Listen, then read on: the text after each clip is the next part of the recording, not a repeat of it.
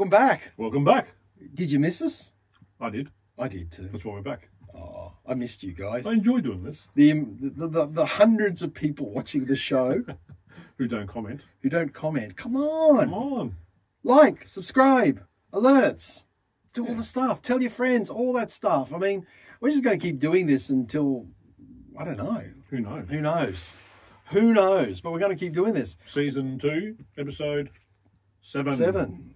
Episode Welcome. 7. Welcome. And just before we get started, God, it's another sad day in rock music. Mark Lanigan from the Screaming Trees died. He was the lead singer, wasn't he? He was the lead singer of Screaming Trees. He sang and played keyboards for a while for Queens of the Stone Age. I love the song I Nearly Lost You. Really? Love that He's song. very young too, wasn't 57. he? Yeah. Yeah, apparently complications from COVID. He caught it and really suffered badly from it. He fell into 2 comas. Wow. Yeah, just didn't survive. And so, Mark Lanigan. Look, a guy who was really prolific too. It wasn't just Screaming Trees and Queens of the Stone Age. He had a massive solo career. Did he? Yeah, he released loads and loads of records, lots of duet sort of albums, like one with a Scottish artist named Isabel Campbell. So yeah, Mark Lanigan, a bit of a sad loss. 57 years old. Mind you, if you're having that bad a reaction to COVID at 57, makes me wonder how were his lungs to begin with. I wonder if the smoking may have had something to do with it too. Probably, yeah. But apart from that, look, we're going to go back in time. Oh, before we do that, Chris, before we do that, see, we record these. We record this show, right? And do you see the big concert announcement that is happening in like early March already? In Australia? Yeah. In Geelong? Yes. Foo Fighters. Foo Fighters doing a one show in Geelong. Why? Because they can. It's a weird place to play one concert. It's a huge stadium, though. Is it? It's where the Geelong Cats play in the AFL. Oh, there you go. GMHBA Stadium, or whatever it's called. Yeah. I thought they would be playing the MCG. They could sell, because I reckon this show is going to sell the hell out. It'd be like Wembley, when they did Wembley. Because I was at that. Oh, you had to go to that show? Yeah. Where Jimmy Page and John Paul Jones turned up. They played 2 nights there. Yeah. So they might do the same. They only play one show. Only one show. One show at a big stadium like that. How many does it hold? Oh, I'd say that hold about 40. Yeah, it's pretty good. Yeah. It's still weird. Oh, just coming out for the one show. Just one show in Geelong, they're announcing the Sydney, tickets. They're Brisbane. announcing the tickets a week before the show goes. Yeah. On.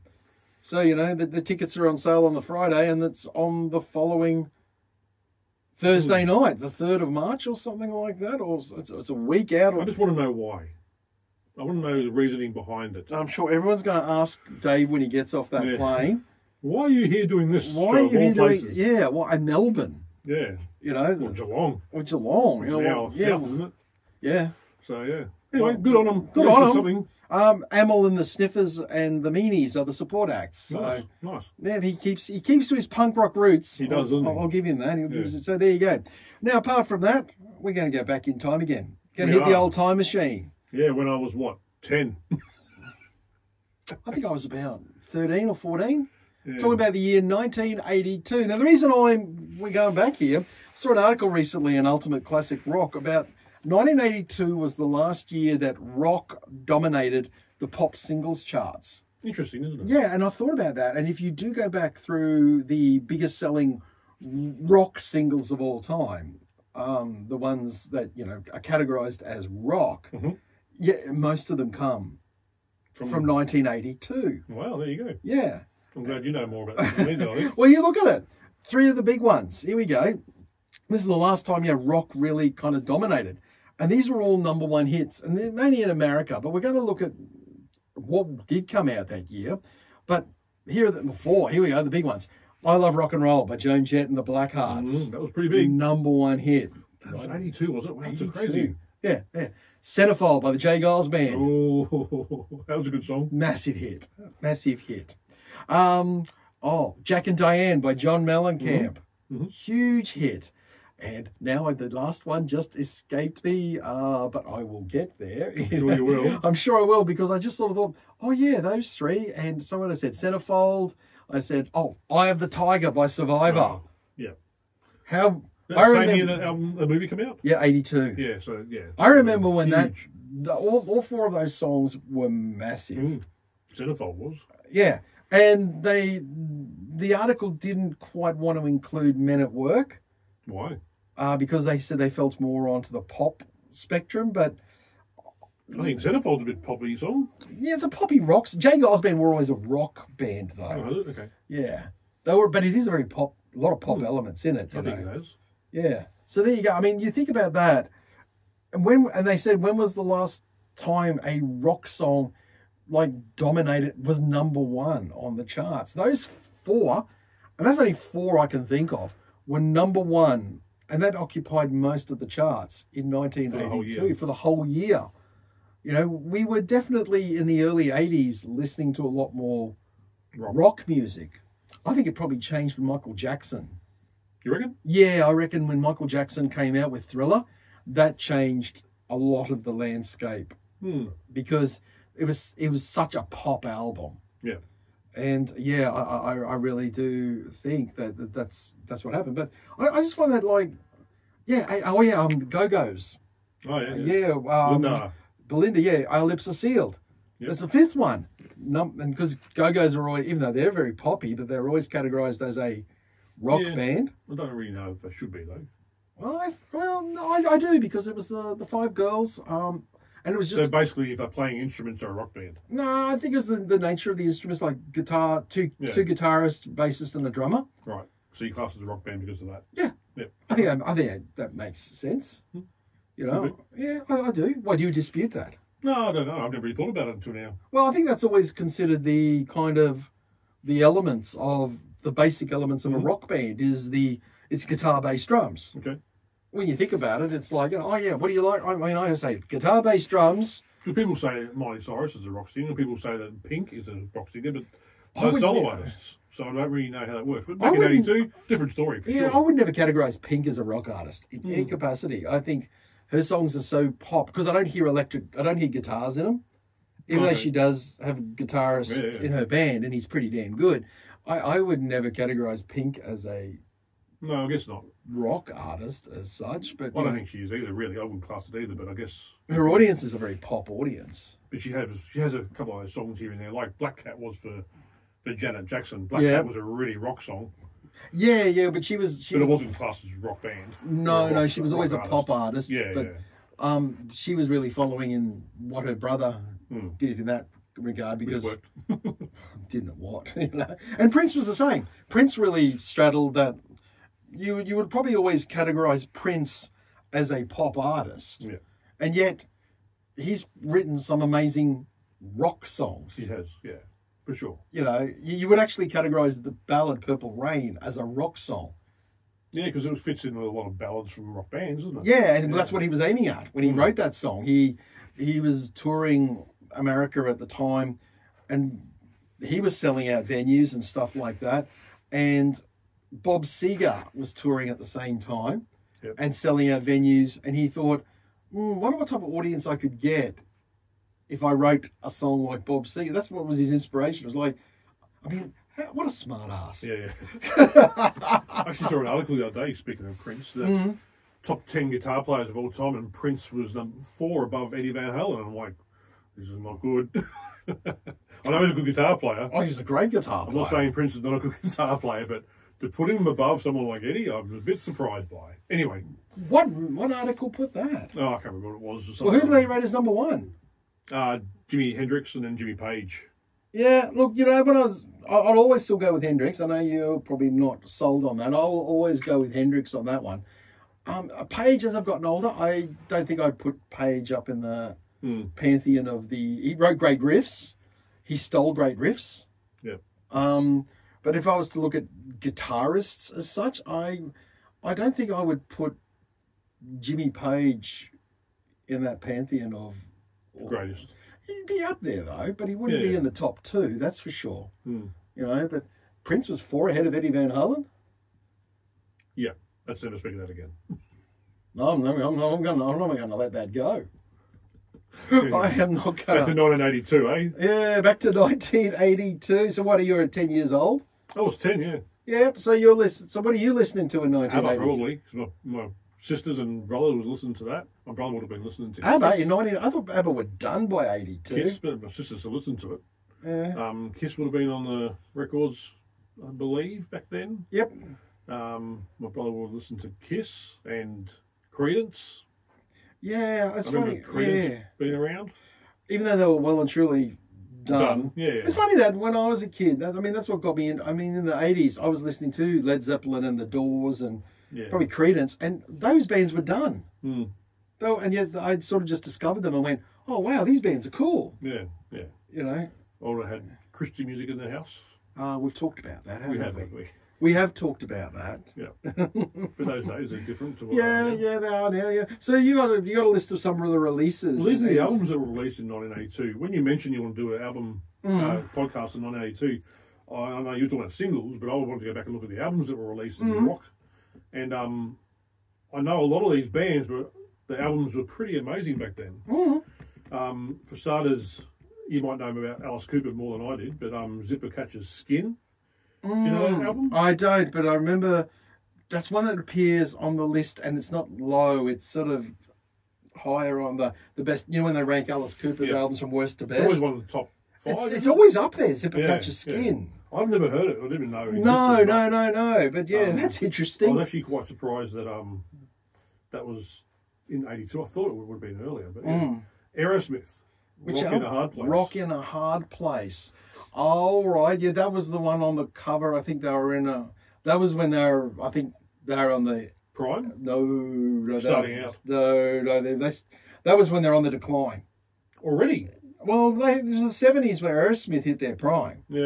And then they hit the decline in the early 80s, and they came back in 87 and never left. It's probably still the greatest comeback in rock and roll history. Wow. It would be Aerosmith in my books. What was that album called again? The one that they can... Permanent Vacation. Right. Okay. There was Pump, the next one. That was massive. Yeah. And I know a lot of Aerosmith fans say, oh, it's not real Aerosmith, but I love Pump.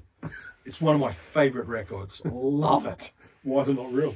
Same 5 guys, isn't it? Yeah, I think it's because it's so slickly produced. Yeah. Right. Okay. It doesn't have that down and dirty sound that the Aerosmith albums, the great Aerosmith albums like Toys in the Attic and Rocks. If you want to hear a dirty rock album, Rocks is...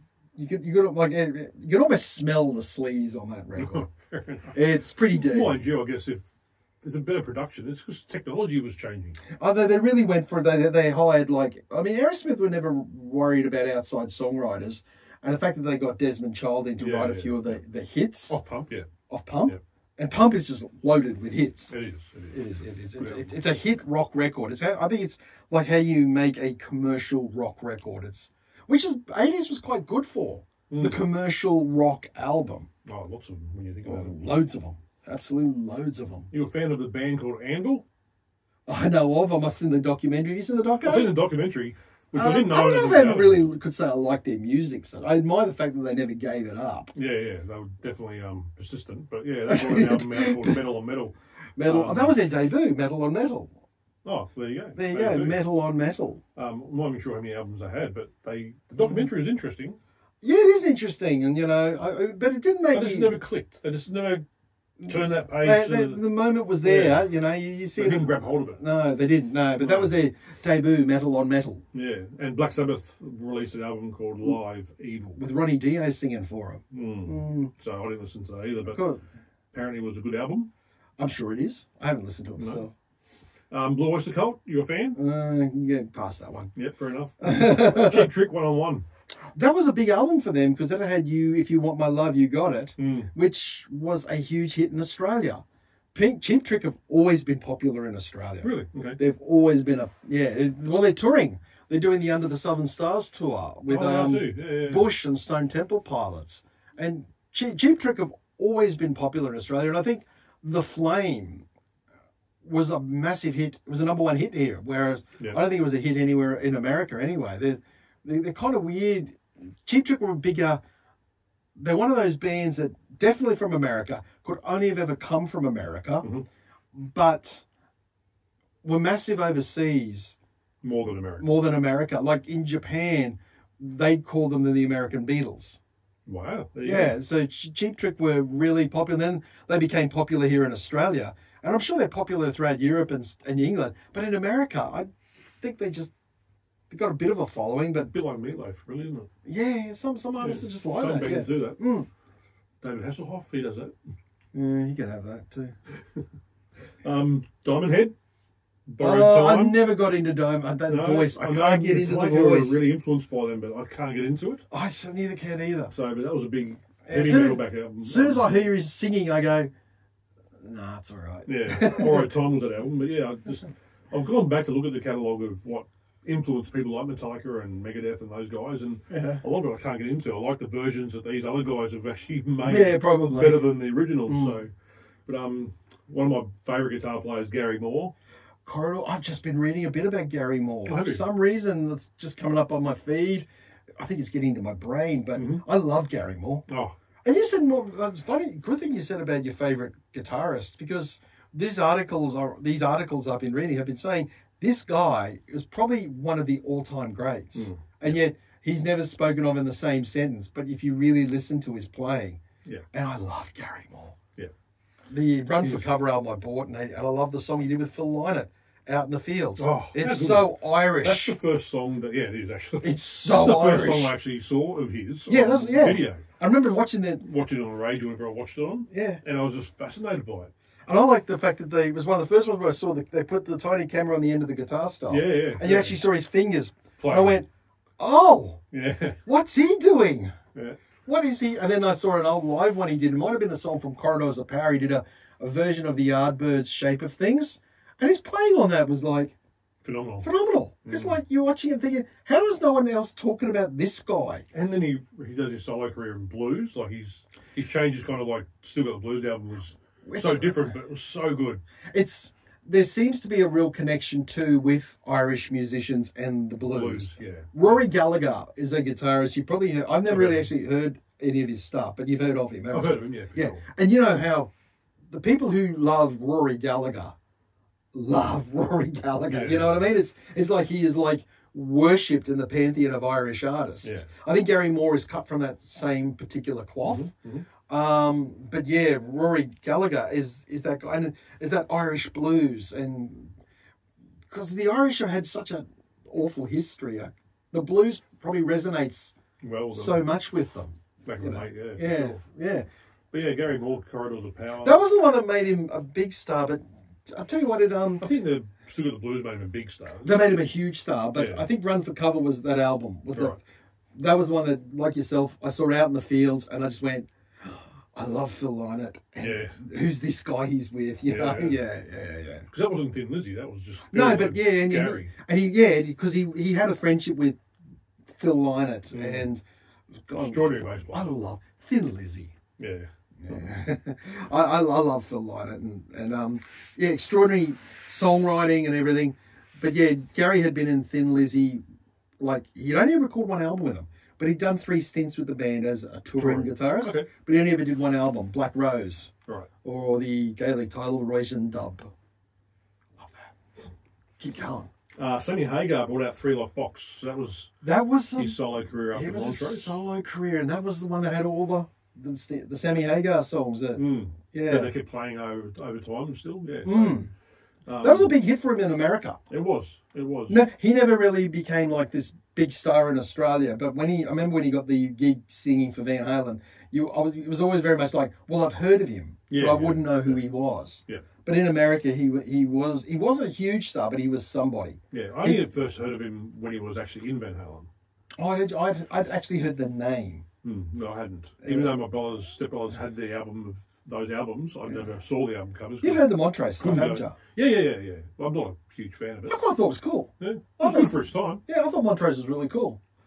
One of the best albums of all time from Iron Maiden, Number of the Beast, came out. Oh my God. Wow. I remember getting that and taking it home, and it's still one of the greatest heavy metal albums ever recorded. Yeah, Whenever they do those lists of Maiden's albums worst to best, Number of the Beast is still number 1. Yeah. It's just still, and we were talking before we went on, my 11-year-old daughter loves The Number of the Beast and Hallowed Be Thy Name. She loves both those songs. Doesn't like any other heavy metal, but loves Iron Maiden. Loves the whole Eddie thing. She collects the pop vinyls and all that sort of stuff. But, yep. And they're releasing 6 more, aren't they? 6 more. She got excited when I showed her the 6 more Iron Maiden. She went, oh, Pete. She went, Power Slave. Oh, what was the other one? Oh, Number of the Beast. Oh, I'm thinking, how do you know? Just from seeing the little character. How do you know these albums and these album covers and these Iron Maiden stuff, you know? Yeah, it's not my favourite album of theirs. Still, Power Slave, I think, is better and more consistent through, but yeah, I think so. Still made a mark for them. There is some stuff on Number of the Beast if you look at it now and you think, oh, is it? It doesn't stand up. I don't think 22 Acacia Avenue stands up very well. Yeah. And Gangland is a bit... They're fillers to me. That's filler. They're kind of fillers. And that's why they have so many albums, because I don't think... I've discussed this before with a mate of mine and we just talked about it. I don't think Iron Maiden have one album which is great all the way through. But to me, Power Slave is the closest to it. Yeah, there's actually a couple of things on Power Slave that I could live without. Yeah. But... it's hard to do, but they just pump out so much. Yeah, they don't stop. They don't stop. They don't stop. No, you're I'm right. not going to get mad about that because they bring out music so often.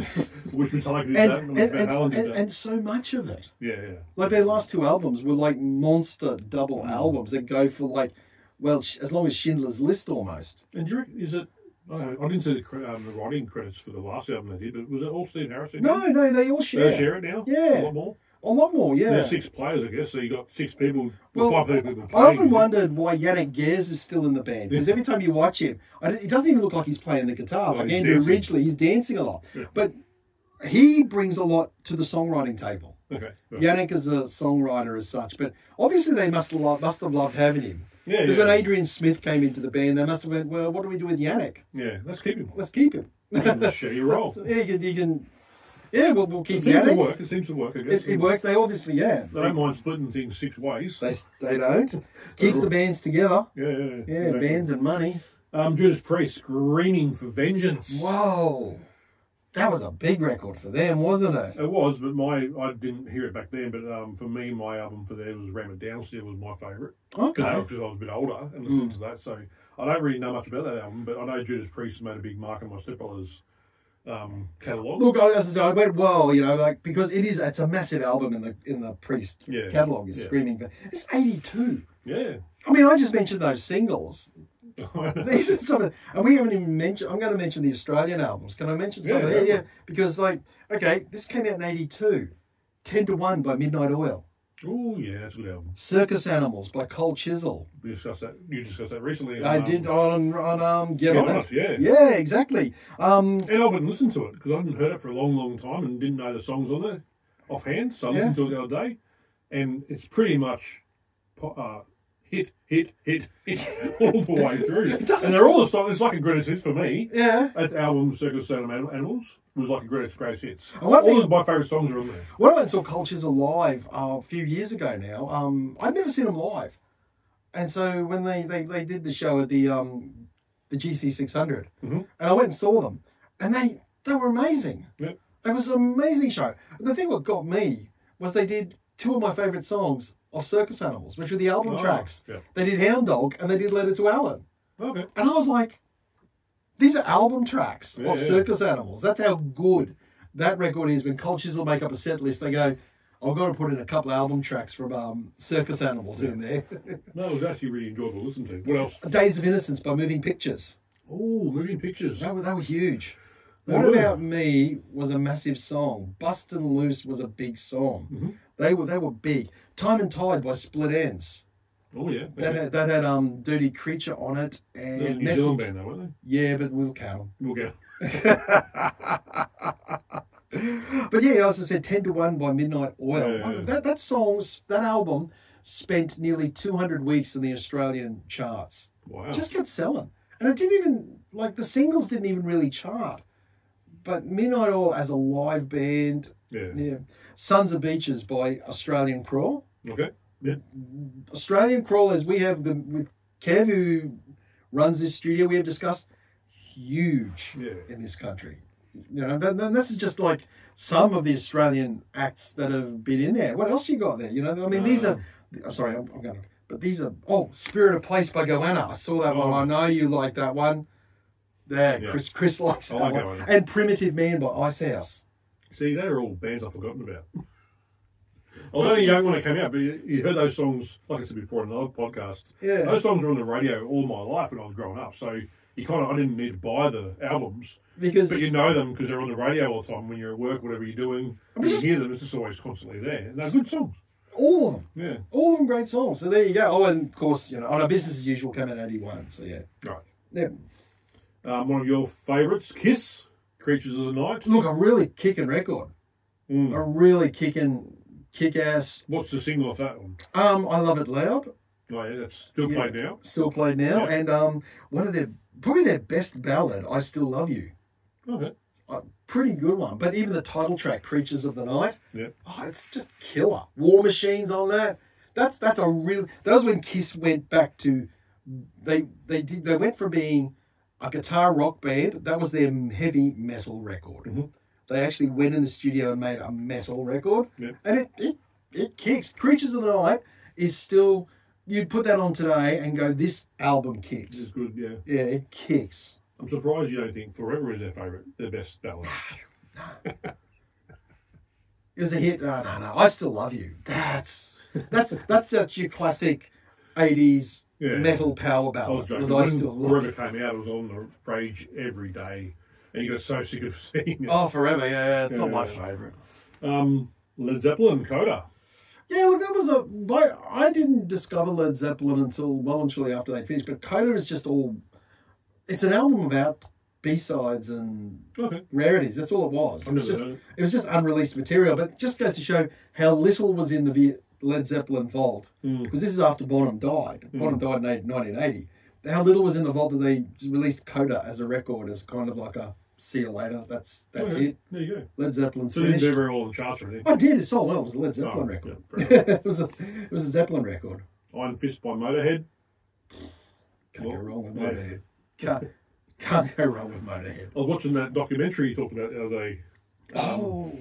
We got to discuss that. Decline of Western Civilization. Yeah, the metal years. And watching that was actually really interesting to see all those guys who I grew up listening to back when they were younger. And watching Lemmy talk was actually quite interesting, seeing him so young again, you know. Isn't Gene Simmons and Paul Stanley embarrassing in that?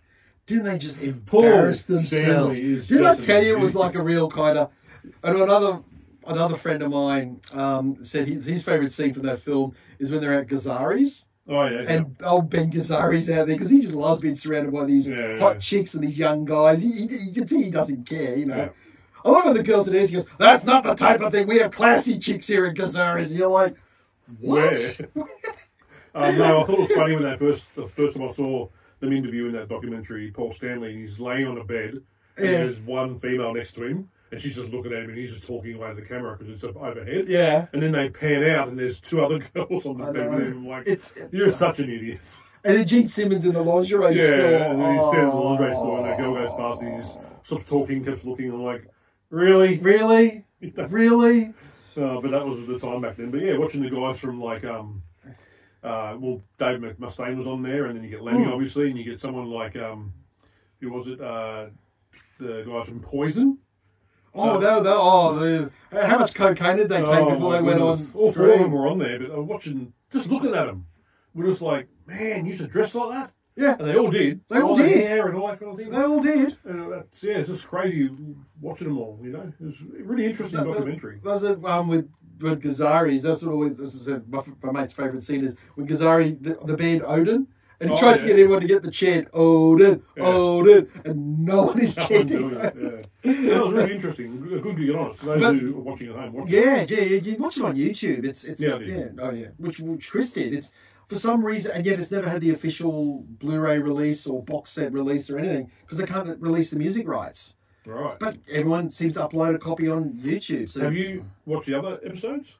No, the first one is about the punk scene in LA, the hardcore scene. So it's got all the bands like Black Flag and Henry Rollins and the Dead Kennedys and Flipper and all those bands that were around at that time. But the third one is more about the kids living on the street. It's not really about the music scene in any capacity whatsoever. So, Metal Years, watch it. Oh, Actually says in there Metal Years, number 2, I think it was. yeah. Number 2, the Metal Years. And what's the other? Oh, the sad thing, remember we mentioned about Chris Holmes from Wasp? Oh, man alive, what a mess. Yeah. Opening scene. And his mum's sitting there at the pool. In the drink. And yeah, he's drinking the vodka straight out of the bottle, and he's just basically saying, I wish I was dead, and it's all your fault. And she's like, just looking at him going, what do I do? You know? Yeah. That was sad. It was. That's the weird thing about it. He's still alive, though. That's what killed me. Chris Holmes is still alive. Yeah. I've seen that. I had to look it up. Because he got sober. He married Lena Ford. Oh, yeah. He was one of the ones who married Ford. Or dated Lena Ford. Or something. In that scene. That's right. Nicky Six was at Lena Ford there for a while, too. I think so. That's right. Remember he said they took lots of heroin and shit got weird. That's right. He thought he unleashed the demons into the world or something like that. Yeah, something like that. Ted Nugent, you a fan? I love Ted, but not... He released self-titled Nugent? Yeah, not one of his best. I think Ted's 70s output, I love it. Stranglehold's one of my favourite songs. I love Free For All. I love Wango Tango. Wango Tango, I just love that one. But, he's got songs coming out now about... One of his songs is called Come and Get 'Em. Right. Which is basically about, you trying to take away my guns, well, come and get 'em. Right. I liked it better when he was just singing rock songs about chicks. Yeah, I'm not a fan. Never really liked Ted. Oh, I do. I like Terrible Ted. I'll listen, but, he's all these new songs now about freedom and his guns and all that. Yeah. Right, Ted. I get it. Ozzy Osbourne, Speak of the Devil, live. Oh, okay. Was that the live one he brought out? Okay. Yeah, that was a pretty good album. Yep. Was Randy? Randy wasn't playing on that album, was he? No, I don't think so. That's right. The Randy live stuff didn't come out till the tribute album came out. Yeah. Right. Rainbow, Straight Between the Eyes. Who was the singer then? It would have been Joe Lynn Turner, I think, by Straight Between the Eyes. No, they only had the 3 singers of Rainbow: Dio, Graham Bonnet, and then Joe Lynn Turner. Okay. And I think Joe Lynn Turner it's not one of their best. No, fair enough. Rose Tattoo, you speaking before about Australian bands. Oh, Scarred for Life came out that year. Yeah. Bloody We Can't Be Beaten. How often does that song still play? Okay. But you said before we started filming, they made it big overseas to a point. They were, Guns N' Roses loved them. Yeah. A lot of those bands... They toured with Guns N' Roses? They did that? Yeah, they still... Guns... Angry will always be the support act for Guns N' Roses. Yeah, okay. They just love Rose Tattoo. They were a massive influence on them. They were quite big in England because it was weird. The punks loved them. Really? Yeah, because they came out and they were covered in tattoos. They were ugly as sin. Yeah. They had beer bellies. He's only about 5 foot, isn't he? Yeah, but Pete Wells, their fantastic slide guitar player. He would always have his shirt open with his beer belly over the guitar and and they drank hard, partied hard, and fought, and Angry would bleed. Apparently Angry would get the amps and hit his head into the amps, and so his face would be this bloody mess, and he'd sing these songs. Now he just comes across as an angry old racist, but and one of his most famous songs is his solo, Suddenly. Is that your favourite song? No, it's one of their, like everyone thinks of Rose Tattoo and they go Angry Anderson, and they think straight away the song Suddenly from Neighbours. They do, and that was huge. That was massive. Because of Neighbours over in England. Neighbours for the wedding. Yeah, because of Neighbours in England. He had number 1 hit in Charlene England. and Scott. Oh, Scott and Charlene. Charlene. And Kylie. So yeah, people think of that and they go, oh yeah, Angry Anderson's best known song is a ballad from Neighbours. Which shot him up, I know. Crazy. Saxon Eagle has landed. No. Scorpions, Blackout. No. Scorpions were a band I never ever got into, but they were big overseas. Right. But these are all, these are 82 albums. You're going to have to go through a bit quicker, Chris, because I'm just looking, we're running out of time. That's how many. Let's just touch on one more for me. Yep. Van Halen Dive It Down, we talked about it before. Before we head to air. Yeah. Yeah, a contentious album. Yeah, very, let's just put something out quickly. I know David Roth wanted to put more covers on it. It's the least our favourite album of Eddie's. There's how many instrumentals are on there too? I think little guitars. There's 3, isn't it? There's 3 instrumentals. There's how many cover versions on there? Dancing in the Street, Pretty Woman. I think there's another couple. Yeah. Not sure offhand. Yeah. I don't listen to it ever. I love the little guitars. I think it's a great song. Is Hear About It Later on that album? Did I what, sorry? Is Hear About It Later on that album? Yeah, I have to look. I know track numbers. Is track 6? No. Oh my gosh. Anyway. Yeah, that was really interesting. Looking back at 82, it was good. It was good. I mean, gosh. I was only 10, and you were only 15 or whatever you were. Well, if you look at the albums too that the singles came from, John Mellencamp, well, he was John Cougar back then with American Fool. But Jack and Diane was on, and Hurt So Good were on that. Right. I mean, these are just big rock albums that I miss came those out. days when the charts are full of rock. Yeah. It's sad. Because that's what this article was about, going back to it, was when was the last time a rock song, something that is categorised as a rock song, hit number 1, and for how long did it hit number 1 for? Yeah. You know, I think the highest, I think the biggest selling rock single of all time, we've talked about, is Smooth by Santana and Rob Thomas from the Supernatural album. But it only ever went to number 6 on the charts. Oh, there you go. But it sold truckloads. Who beat that then?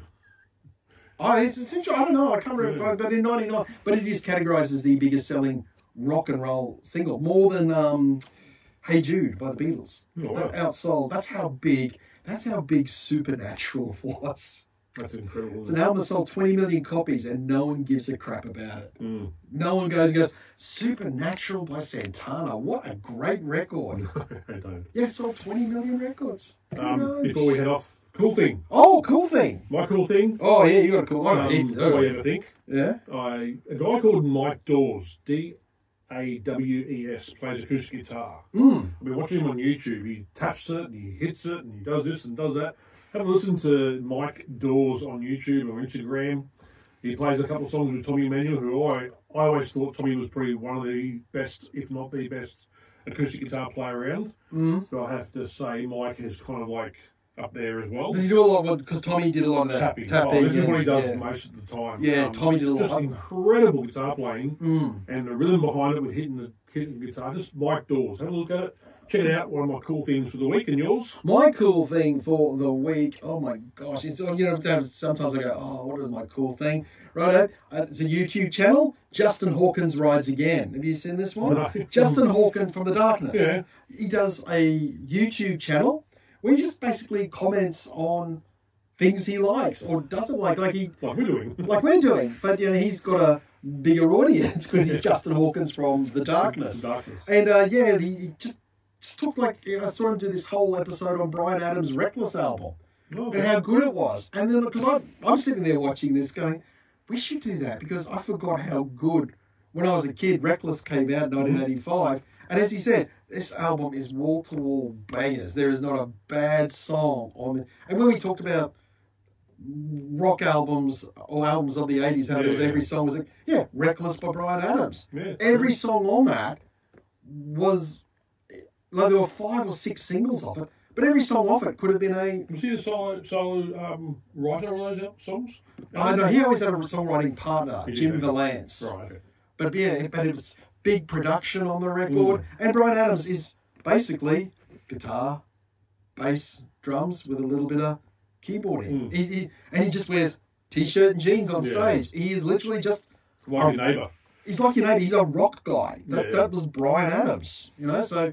yeah, Justin, but mind you, it's not Bryan Adams. It's Justin Hawkins Rides Again. He's just got a lovely way of speaking, and he's got that wonderful British accent, and he's quite honest. He went through about the most awkward interview ever, and it was this interview with the band Sigur Rós on NPR, where the interviewer asked Sigur Rós, a question about where did you sort of figure out you could play this type of music? Or how did you know you could play this type of music? Yes. He's like, that's kind of like it. It's like he's long, and you can see the band kind of looking at each other and go, "Are you going to answer?" They're really, oh wow, so cool. But anyway, Justin Hawkins rides again. Cool. Yours is Mike Dawes. Yep. And that's it. That's it for us. See you next week. See you next week, where we won't go to 1982, but we'll probably be back where we are.